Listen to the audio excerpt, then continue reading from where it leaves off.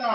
کہ جس زمانے میں ہم لوگ جی رہے ہیں اس زمانے میں ہمارے مسلم معاشرے کی سوچ بہت چھوٹی ہے. لوگ 5 سال 8 سال بچوں کو 5 کلاس 6 کلاس 7 کلاس پڑھا کر کے یا تو قطر اور سعودی بھیجنا چاہتے ہیں یا لگا دیتے ہیں کاموں میں. لیبر چائلڈ لیبر کے بارے میں یہاں بچوں کا ایک پرتیبھا دکھایا گیا تھا، یعنی بدوا مزدوری، چھوٹے بچوں سے مزدوری کا کام کرایا جاتا ہے. یہ بدقسمتی ہے ہمارے سماج کی. میں گارجین سے بھی یہ بات کہنا چاہتا ہوں کہ آپ اپنے بچوں کو ایک لیول تک پڑھائیے. 5 7 کلاس پڑھنے سے کچھ نہیں ہوتا ہے. 7 8 کلاس 10 کلاس پڑھ کر کے بھی قطر جا کر کے وہ مزدوری کرتا ہے اور سر سے لے کر پیر تک پسینہ بہاتا ہے. میں اللہ کو گواہ بنا کر کے کہتا ہوں، میں نے دبئی میں، قطر میں، سعودی میں، عمان میں، ان سارے ممالک میں گھوم کے دیکھا ہے کہ ہمارے بچے جو 25 سال 20 سال کے انگوٹھا چھاپ یا 5 8 کلاس پڑھ کر کے وہاں جاتے ہیں، مزدوری کرتے ہیں. ان کے کام کرنے کے وقت میں جسم پہ کپڑا اگر آپ دیکھ لو، پیاری ماں اور بیٹیوں اور بہنوں، اپنے بھائیوں، اپنے بیٹوں اور اپنے شوہروں کے جسم پہ کپڑے دیکھ لو تو آپ کے منہ سے شاید کیا کہتے ہیں وامٹنگ ہونی شروع ہو جائے، اور آتی شروع ہو جائے. پسینے سے بھیگا ہوا سفید سفید چٹیاں پڑی ہوئی اوپر سے لے کے نیچے تک وہ کپڑے، جسم پورے سر سے لے کر پیر تک بھیگا ہوا، اور اس حالت میں وہ محنت کر رہا ہوتا ہے. 8 گھنٹے 48 اور 50 ڈگری ٹیمپریچر میں وہ محنت مزدوری کرتا ہے. تب جا کر کے آپ کے پاس پیسے آتے ہیں. کیوں یہ کام کرواتی ہو؟ آپ اپنے بیٹوں کو گریجویٹ بناؤ، آپ اپنے بیٹوں کو بہترین عالم دین بناؤ، آپ اپنے بیٹے کو ڈاکٹر اور انجینئر بناؤ، اور تب اس کے بعد آپ قطر بھیجو، یو کے اور یو ایس بھیجو، کینیڈا اور رشیا بھیجو، چائنا اور دنیا کے مختلف ممالک میں بھیجو، یا اپنے ملک میں رکھو. وہ بچے عزت بھی کما کر کے دیں گے آپ کو اور پیسے بھی کما کر کے آپ کو دیں گے. لیکن 5 کلاس پڑھا کر کے اللہ کے واسطے اپنے بچوں کو مت بھیجو قطر میں، جو جا کر کے پیسہ تو لائے گا لیکن کتنا لے کر کے پیسے لے کر کے آتا ہے آپ کا کو اس کا احساس نہیں ہوتا ہے. اس لیے آپ عہد کریں، طے کر لیں کہ آپ اپنے بچوں کو پڑھائیں گے تو گریجویشن تک پڑھائیں گے، عالم دین بنائیں گے. کہیے انشاءاللہ العزیز، کہیے انشاءاللہ العزیز. اور دوسری بات میں ٹیچروں سے اور ریسپانسبل پرنسپل صاحب سے کہنا چاہتا ہوں، education is not the and of class 5 and 6. آپ کے اسکول میں 5 اور 6 کلاس تعلیم کا آخری حصہ نہیں ہے، انت نہیں ہے. You have to take the responsibility to take the student to the further institution so that they could get the education up to graduation level, master's level. تعلیم 5 7 کلاس تک پڑھا دینے کا نام نہیں ہے. ہمارے اساتذہ کرام اور پرنسپل کو یہ ذمہ داری لینی پڑے گی کہ ہمارے بچے جب یہاں سے نکلے تو ان کی انگلیاں پکڑا کر کے ان کے گارجین سے ریکویسٹ کر کے اگلے کلاس میں کسی اور اسکول اور ادارے میں بچے کا ایڈمیشن کرا کے لوٹ کر کے آئے اور یہ ایشور کرائے کہ ہمارا بچہ، آپ کا بچہ کل مستقبل میں عالم دین اور ماسٹر اور انجینئر بن کے رہے گا. ہم نے ایسا بندوبست کروایا ہے اس کا. یہی سے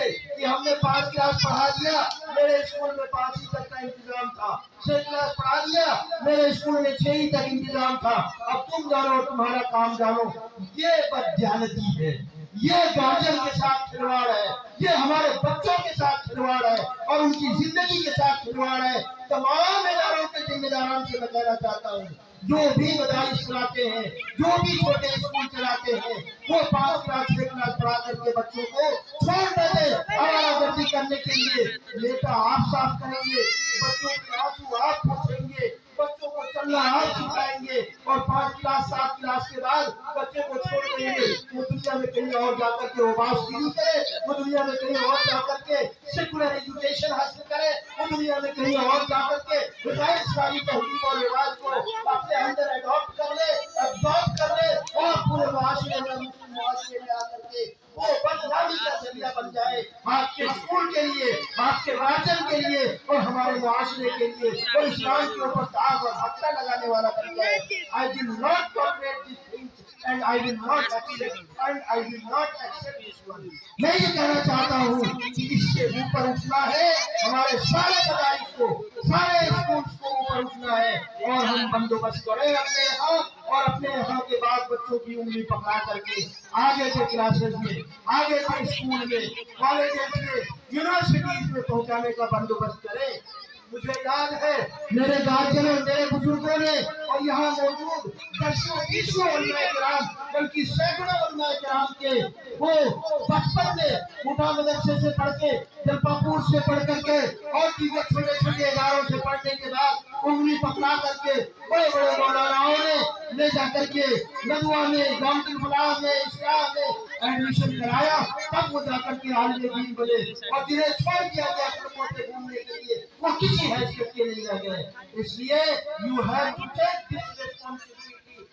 فل کانفیڈنس، پورے اعتماد کے ساتھ یہ ریسپانسبلٹی آپ کو لینا پڑے گی، اور تب جا کر کے ہمارے ادارے کی ترقی ہوگی، اور ہمارے ملک کے، ہمارے معاشرے کے یہ سارے کے سارے بچے اور ساری بچیاں تعلیم یافتہ ہوں گی، اور یہ معاشرہ تبدیلی لائے گا، اس معاشرے میں تبدیلی آئے گی۔ باتیں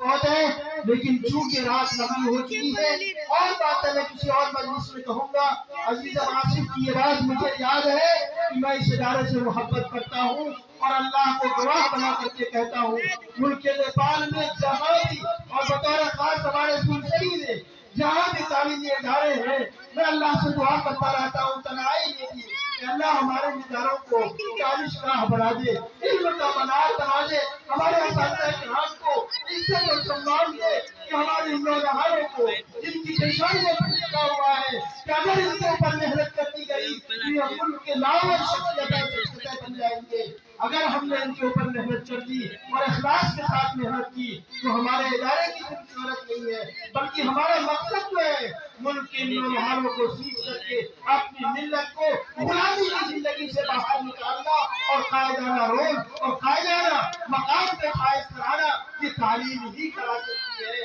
اور اسی تعلیم کے ذریعے سے ہم کر سکتے ہیں۔ اس لیے میرے دل کے نہا خانے میں تمام اساتذہ کرام، تمام ذمہ داران ادارہ کا انتہائی درجہ احترام ہے، اور میں اللہ کو یہ بھی گواہ بنا کر کے کہتا ہوں کہ اگر میں کاٹمانڈو سے لوٹ کر کے سنسری چھٹی پہ اپنے گھر بچوں کے لیے آتا ہوں تو اس میں سے 70% وقت میں تعلیمی اداروں میں دیتا ہوں۔ چھوٹے سے چھوٹا ادارہ بھی مجھے یاد کرتا ہے تو میں جاتا ہوں کہ ان نوجوانوں کی آنکھوں اور پیشانیوں کو دیکھ کر کے مجھے خوشی ہوتی ہے کہ کل ان میں سے کوئی ابوالکلام پیدا ہوگا، کل ان میں سے کوئی بہترین ڈاکٹر اور انجینئر پیدا ہوگا، اور میرا سینا فخر سے اونچا ہو جائے گا کہ میں نے ان بچوں کو کچھ نصیحتیں دی تھی اپنے زمانے میں۔ اس لیے میں اس ادارے سے انتہائی محبت کرتا ہوں، اور تمام اداروں سے انتہائی محبت کرتا ہوں، اور یہ گزارش کرتا ہوں ادارہ سے کہ آپ انتہائی اخلاص کے ساتھ، ڈیڈیکیشن کے ساتھ، انہمام کے ساتھ اس اداروں کو سیکھنے کی کوشش کریں،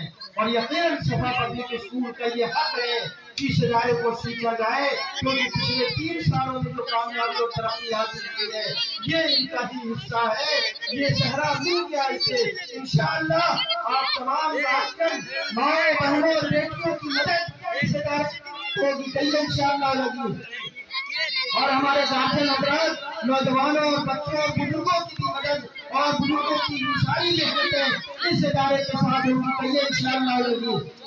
اور اسی کے ساتھ ساتھ اس علاقے میں جتنے بھی تعلیمی ادارے ہیں، دانشگاہیں ہیں، یہ ہمارے ہیں، کوئی غیر کا نہیں ہے، یہ سب ہمارے ہیں۔ ہماری ملت کے بچے ان سارے اداروں میں تعلیم حاصل کر رہے ہیں، ہم کسی ایک کو بھی خیر کا نہیں کہتے ہیں، یہ سب ہمارے ہیں، اور ان سب کو سیکھ کر کے ہم 100% تعلیم یافتہ اپنے سماج کو بنانا چاہتے ہیں۔ میں اللہ تعالیٰ سے دعا کرتا ہوں کہ اللہ تعالیٰ صفا پبلک اسکول کو دن دنی رات چوگنی ترقی نصیب فرمائے۔ اللہ تعالیٰ ان نوجوانوں کو، ان دختران اسلام کو بطول اسلام بنائے، اور ان نوجوانوں کو بہترین قائد اور رہنما بنائے۔ ہمارے گارجین حضرات کو اس ادارے کے ساتھ ہمدردی پیدا کرنے کی توفیق عنایت فرمائے، ان کے دلوں میں اس ادارے سے محبت پیدا فرما دے، وہ اس ادارے کو سیکھنے کے لیے، اور جیسا کہ پرنسپل صاحب نے یہ بات کہی بڑے دکھ کے انداز میں کہ 60-70 لاکھ کا قرضہ ہے، ان قرضوں کو ختم کرنے کے لیے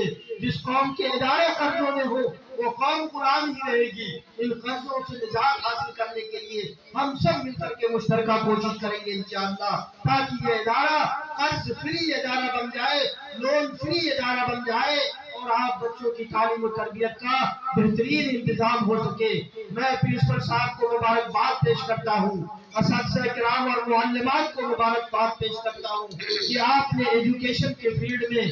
کیوس پیدا کیا ہے،